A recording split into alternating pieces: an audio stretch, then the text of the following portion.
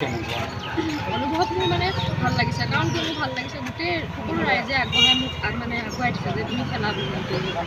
গোটেই ৰাইজসকল যেতিয়া মোৰ লগত আছে মোৰ মনটো বহুত ভাল লাগিছে।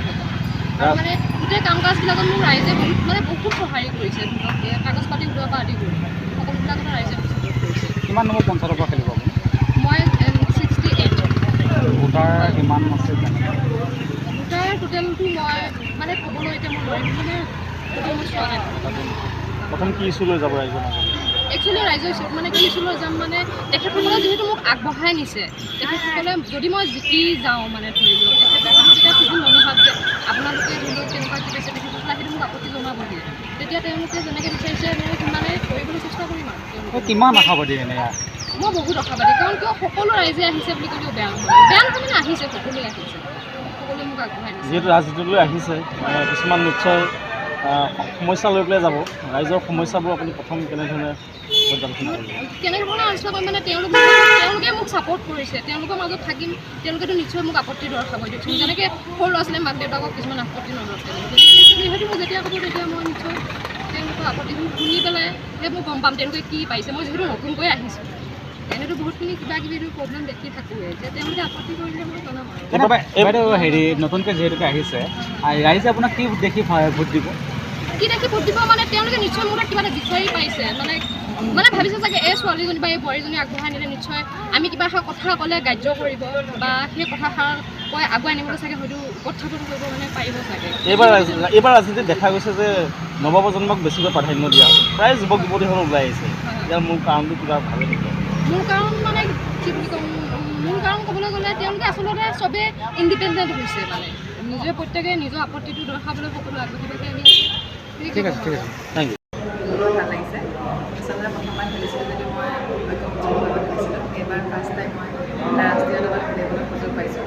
তাৰ বাবে মই ভাৰতীয় জনতা পাৰ্টীৰ সকলো কাৰ্যকৰ্তা তথা দিলীপ শইকীয়া ডাঙৰীয়া, আমাৰ মৰিগাঁও সমষ্টিৰ বিধায়ক ৰমাকান্ত দেউৰী ছাৰ, লগতে আমাৰ দণ্ডমণ্ডলৰ সভানেত্ৰী বাইদেউ আমাৰ মীনাপাত্ৰ দেৱী ডাঙৰীয়াক ধন্যবাদ জনাইছোঁ। আৰু লগতে আমাৰ মৰিগাঁও জিলাৰ সভাপতি তথা সম্পাদক ৰামপ্ৰসাদ চৰকাৰ ডাঙৰীয়া আৰু নিৰ্মল ডাঙৰীয়াকো দুয়োজনকে মোৰ ফালৰ পৰা বহুত বহুত শুভেচ্ছা জ্ঞাপন কৰিছোঁ। তেওঁলোকে মোক ইমান ধুনীয়া এটা সুযোগ দিয়াৰ বাবে তেওঁলোকলৈ মোক বহুত বহুত ধন্যবাদ।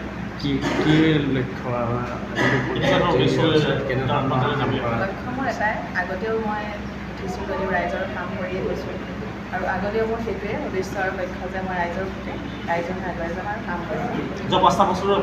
হয়, আধৰুৱাটো এটাই কথা, ৰাইজৰ আমি নিজৰ পৰিমাণতে কাম সম্পূৰ্ণ কৰিব নোৱাৰোঁ। গতিকে আমি ক'ব নোৱাৰোঁ যে আমি ৰাইজৰ কাম সম্পূৰ্ণ কৰিছোঁ বা এই 5 বছৰটো যে আমি সম্পূৰ্ণ কৰিম সেইটো আমি ক'ব নোৱাৰোঁ। আমি যিমানখিনি পাৰোঁ, চৰকাৰে আমাক যিমানখিনি কৰ্তব্য দায়িত্ব দিয়ে আমি সিমানখিনি নিষ্ঠাৰে পালন কৰিম বুলি ৰাইজৰ ওচৰত প্ৰতিশ্ৰুতি দিছোঁ, আৰু সেই আশাৰে আমি ওলাই আহিছোঁ। ৰাইজৰ ওচৰত আমাৰ মূল ইচ্ছু বুলি ৰাইজে আমাক যিখিনি দিয়ে আমি সেইখিনি ৰাইজক দিবলৈ, বা ৰাইজে আমাক যিখিনি বিচাৰে সেইখিনি দিবলৈ যাতে আমি সক্ষম হওঁ, তাৰ বাবে আমি চৰকাৰক অনুৰোধ জনাম। যিহেতু আমি নিজৰ বাবেকে আমি দিব নোৱাৰোঁ, চৰকাৰে আমাক দিব লাগিব, আমাক যিমানখিনি আমাক চৰকাৰে দিয়ে আমি সিমানখিনিকে ৰাইজক দিম বুলি প্ৰতিশ্ৰুতি দিছোঁ। বাইদেউ, আপোনাক ৰাইজে কিয় ভোট দিব? ৰাইজে কিয় ভোট দিব বুলি ক'লে, এতিয়া ৰাইজে যিহেতু বিচাৰিছে, ৰাইজে উঠাইছে, গতিকে ৰাইজে ভোট দিব বুলি আমি আশা কৰিম।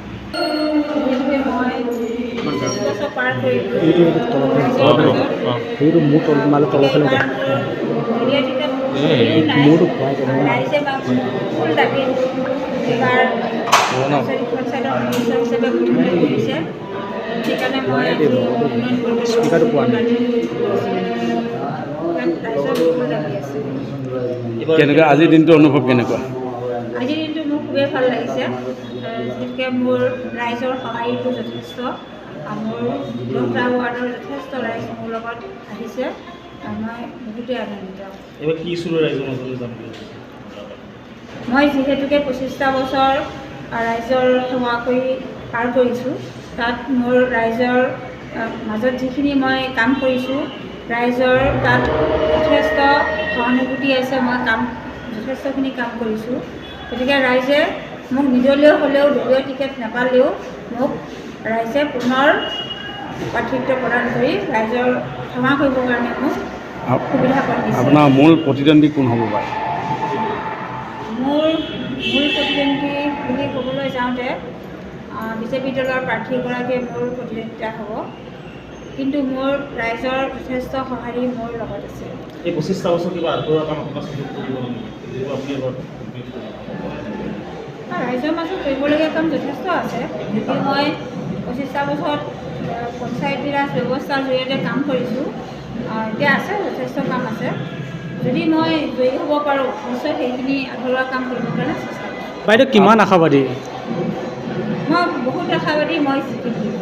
আপুনি এগৰাকী ভাৰতীয় জনতা পাৰ্টীৰ মেম্বাৰ আছিলে, কিন্তু আজি নিৰ্দলীয় দিলে, কিয় কৰিলে এইটো?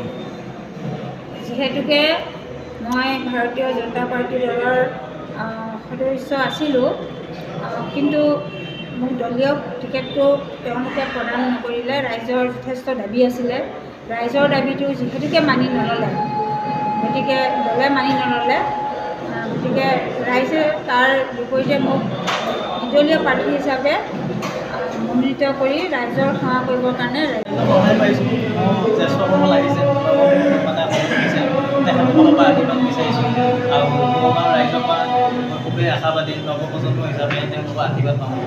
কি ইছ্যু লৈ আগবাঢ়িব এতিয়া? কি ইছ্যু মানে আপোনালোকে গম পায় যে বৰ্তমান সময় চলি আছে কিন্তু সেইকাৰণে মই বিশেষ ক'বলগীয়া নাই। সচেতন জনসাধাৰণে গোটেই গম পাইছে, তেখেতসকলে বিচাৰ বিবেচনা কৰি নেতাই ভূমিকা গ্ৰহণ কৰিব তেওঁলোকৰ হাতত মানে ৰাইজৰ হাততে তেওঁলোকে দিব বিচাৰে।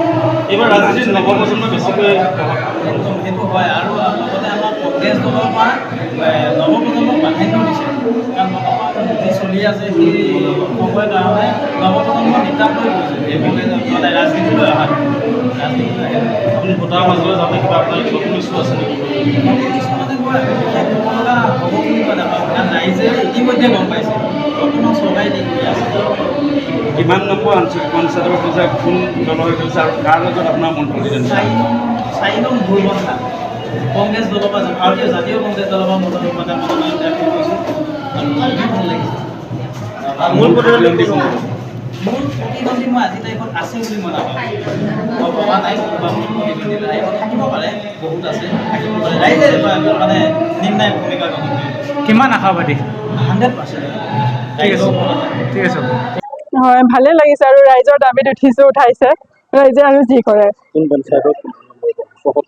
বৰঙাবাৰী পঞ্চায়ত 75 নম্বৰ। প্ৰথম হয়। যোৱাকালি ৰাইজৰ গম পাইছে। এইটো মানে এতিয়া প্লেন নাছিলে, একো হঠাতে হৈছে আৰু। কিমান আশাবাদী বাইদেউ আপুনি? নাই, ৰাইজৰ যি কৰে আৰু। হয়, আশাটো আছে বাৰু। ৰাইজৰ ওচৰলৈ কি লৈ যাব? এতিয়া নতুন প্ৰজন্মৰ বাবে যি পাৰোঁ কৰিম আৰু। হয় হয়, মই তৰাবৰী 69 নং। মনোনয়ন পত্ৰ দাখিলৰ এয়া প্ৰথম নে আগতে দিছে? নাই নাই, এয়া মোৰ প্ৰথম এক্সপিৰিয়েঞ্চ বুলি কৈছোঁ আৰু গতিকে বিৰাট ভাল লাগিছে, ৰাইজ ইমান ধুনীয়াকৈ আহিছে মন কৰিবলৈ।